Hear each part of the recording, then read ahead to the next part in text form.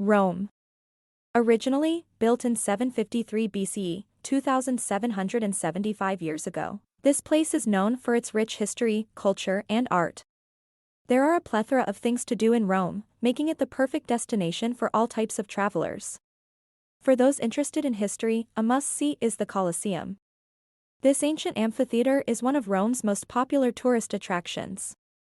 It was built of concrete and stone in 70 to 80 AD and could hold between 50,000 and 80,000 spectators.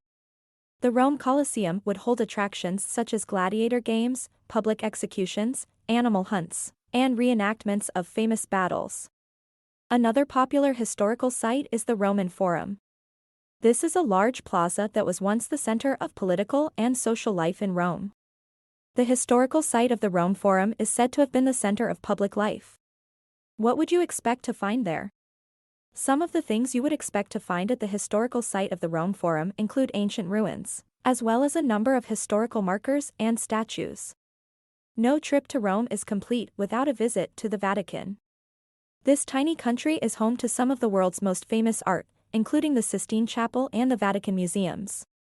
The Roman Sistine Chapel is a room in the Apostolic Palace and the official residence of the Pope, located in Vatican City. The fame of the Sistine Chapel lies mainly in the frescoes that decorate the interior, most particularly the Sistine Chapel ceiling and the Last Judgment, both by Michelangelo. Rome is also home to a number of beautiful parks and gardens.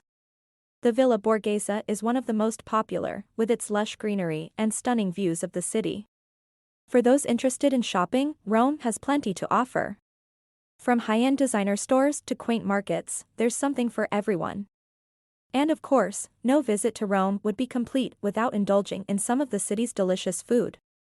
From authentic Italian cuisine to street food, there's something for everyone to enjoy.